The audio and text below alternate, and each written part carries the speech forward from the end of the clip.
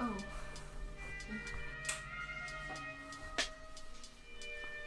Do you know what? This episode is just gonna be updates and real life sitch, coping with things. So, here we are, second episode of 2021. In a nutshell, I can't keep up with the image. I was literally just like sitting here like thinking, I can't record because I don't know what I want to talk about. Nothing I talk about is interesting. Nothing I talk about is good enough. I don't look good enough. It's dark outside. All those things are true, as in like it's dark outside right now. The lighting is not the best. This thing is a little bit crooked.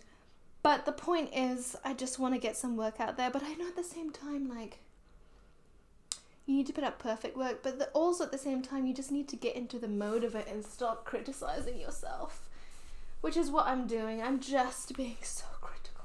And it's really hard to create content that I want to create. I'm feeling a bit flustered. So that's the reality of the situation I'm feeling.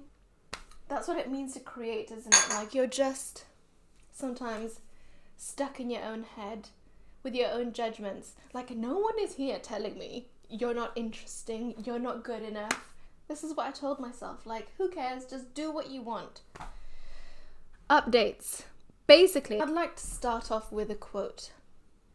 This life is so finite and so fragile. So capture it how you want. Now, when I heard this quote, I was like, I love this quote. It's so beautiful. You're right, you're right, you're right. But then here I am wanting to do a podcast and wanting to do a YouTube video, but I was holding myself back. And so ultimately, if today is my last day, or if when I'm 80 years old and I look back on it, will I say, oh, you shouldn't have done it on that day because it's not perfect? I probably won't. I'll be like, yeah, you should have done it. So here I am doing it. And just capture how you want. This is everything about who we are. There are days when we're more settled and peaceful and secured and balanced. And then there are other days where we're a little bit like, you know, I guess we've gotten so used to just seeing perfection all the time. Like, you go on Instagram and it's curated perfection. It takes days, planning, energy, effort, all those things. Of course, you know, like for example, like interiors too, when you want to make a beautiful space, you need to put some form of effort into it. But I think at the same time, you need to make do with what you have.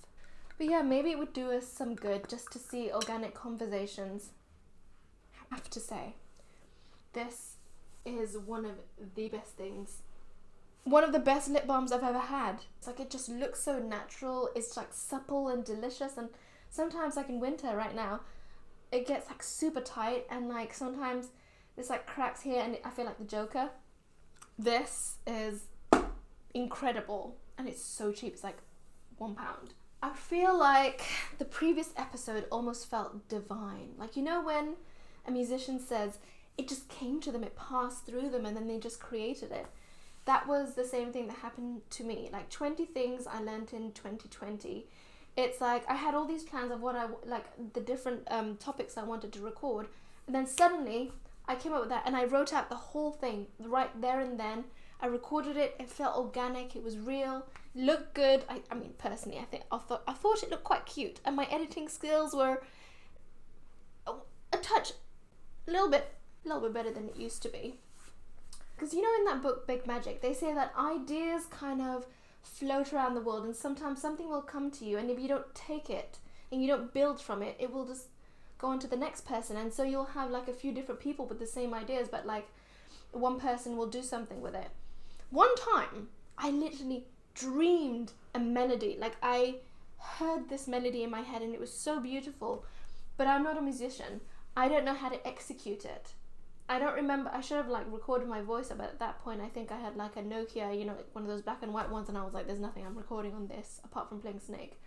So I think it was one of those things where like an idea was passing through me and it wasn't for me to make use of or to expand on, and it just probably floated off to the next person. And it was one of those things where it just felt so real and so good. And the reason it felt really good and why I felt it was so divine was because I really feel every one of those points. And so many other people who have listened to it were like, damn, that's a good episode. I hear you. It just made sense. And you know what? I was having a little wobble, and I was like, okay, I'm going to play that episode back. And I listened to the last point, and it was like, act like a dream girl. And that is something I have to keep reminding myself. It's almost like this cup of self-love, of being the woman of my dreams. I need to keep reminding myself that, because that is who I am, and that is, you know, the woman that I want to expand on. Not this lesser than woman who needs, but I am full, I am good. So I listened back to it, and I was like, yeah, I'm alright. You're okay. You got this. I wish someone would kiss my hand. Just be like... It's January now. I'm gonna turn 30 in 2 months. I'm excited. I'm ready and I'm excited, but it's also so scary to see how many years has passed. 30 years has passed since my existence on this earth. Oh my god. What I've discovered recently was Some Days by SZA. She has the voice of an angel. One time, I literally just played it. And the reason I'm leaving that out there is because I've been skirting my yoga practice. And so I feel like if I leave it there, I'm gonna do it. I'll just be like, okay, fine, I'll just like climb on the mat. I just dimmed the lights, put that song on Some Days, and I sat there and I just like moved to it. Okay, and I discovered Bridgerton. So I'm not really one to watch movies or really series, but when I discovered Bridgerton, so Bridgerton, it's an American TV show, but it's written about, it's a period drama about the English high society. It's a period drama based in England, based on the English culture from back in the day. I mean, I love like The Young Victoria, I love Emma, I love Pride and Prejudice. Period dramas are my thing. Just love it. Like, I love those books by Philippa Gregory, like The White Queen, The Red Queen, The Kingmaker's Daughter. Love that stuff. If you go to the National Portrait Museum and you read Philippa Gregory's books, you will actually understand who the connections are of the people who are in the portraits, and it all makes sense. And I actually could, I mean, I didn't end up watching Game of Thrones. I watched like maybe like 6 episodes. I actually knew what was going to happen because it's so much based on those books and real life happenings. So Bridgerton, it basically, it's like, I was not expecting the variety and the diversity of people in that show. All sorts of nations, and the gentleman leading it, of course, they brought on a beautiful man. He's absolutely exquisite. I feel like he's very suitable for me. I'm sure about 10 million of girls feel the same way, but I'm serious about it. And at one point, they played like a sonnet of Ariana Grande, like Thank You Next, and I was like, oh my god. It's like they got classical interpretations of contemporary times and the times that we're in at the moment, and it just feels so relevant and so real and so good. Coping with loneliness. So I had a moment today where I'm fine. I was like, okay, let me call my sister. So I called her. She didn't pick up. Now, I know that they're in Malaysia, so they're on different time zone, different lifestyles. Everyone's super busy doing their own shit. I get it. And to be honest, like, when people just like call me out of nowhere, it gives me, I'm like, please don't call me. Like, I'll call you, or let's plan to have a conversation. So she didn't pick up. Then I was like, okay, I'll call my mum. Mum didn't pick up. I was like, right. And I was like, I looked through my phone and I was like, I literally cannot think of one person I can call right now to talk to. Like, I can't think of anyone I can talk to. I just put it aside and I just kind of sat there and I was like, I just felt it. And I just allowed those emotions to sit. Then I was like, okay, those emotions exist. You're sad, you feel a bit lonely, but just put it to the side. It's not in your control. So if it's not in your control, you have to let it go. And there's no one I can talk to also that I feel is a good thing to do. So I feel like I was trying to pick the right people to talk to because I needed like a reciprocal equal thing. Like, for example, I'm not going to call the dude I've been trying to avoid for the last few months. It doesn't add value to my life. It just makes me want more and need more, and I don't need to be in a space of need. I want to be in a space of, hey, I'm calling you, oh my god, thank you for calling me, yes, and then it's a give and take. Anyways, put that to the side and I let it pass through me, then I felt fine. And then my mum called me and I had the most wonderful conversation with her. Like, I just think I should call my parents more often. I should call my parents more often and speak to them because I love talking to my mum. She's just the cutest thing ever. It actually did just, it did put perspective into my head because I was worrying about these things. Like, at the moment I'm safe. I've got a beautiful home. I've got money coming in. I'm good. I'm healthy. And talking to my mom, she was telling me about how, because she has her own business. She has like a bakery and she does like catering and stuff. It's like a food business. And so at the moment, because of the lockdown, those are closed. And so it's hard. It's hard for people out in Malaysia at the moment. And I think for a lot of people in the world. And I'm like, I can't complain about this. People are going through real shit right now. Like, difficult times. And mine are they're real, but in comparison. And I think sometimes you have to get outside of your head and look at the bigger picture. And I did. And I'm glad I did. Because I'm like, alhamdulillah, like, I'm good. I think for a really long time, for many, many years, I felt very proud of myself. Obviously, there are moments where I've had hiccups and little wobbles, where I could have done things, where I get myself into situations where it probably wouldn't be the best thing to do, and you're kind of like, oh, retract. So for the longest time, but I've always tried to do the best thing and be a good person. And I've always felt proud of myself because I recognize what I'm doing. Either I've been a good person, or either I've persevered or worked hard. All these, one of these factors have always been put into place. Recently, I was in a situation where, I'm gonna be real, it's a validation situation. So I know that when certain people reach out to you, it's because they need, I'm not talking about friends here, I'm talking about people outside of that. Probably, for me as a heterosexual female, it's dudes. And they contact you for validation. And I know the game. But just to be on top of it, I think is quite important. And so recently, I felt like the person in control because I was sought after. My ego was stroked. It was a combination of trying to help a person and then at the same time really enjoying being on a high horse. You know when like you're trying to do good for somebody and then you get lost in a power trip. Now we all hate those people with power trips. I went through a power trip and it took me some time to get there, but I finally sat down with myself, and throughout that time, whenever I would go on those power trips, it didn't make me feel good. It felt good in the time. Like, it's just kind of like when you like itch a wound or something, you poke a gum. It feels good in the time, but this is gonna ultimately not be good for your soul. And so I just one day sat down with myself and I was like, Sabra, I'm so ashamed of you. What is this attitude? And so I was like, okay, just get rid of all the masks. I was like, I don't need the validation. If I'm feeling lesser than within myself, I need to cope with that. But what I do need to do now is apologize and accept that I've been an unacceptable human being. So it's about embracing your perfect imperfections.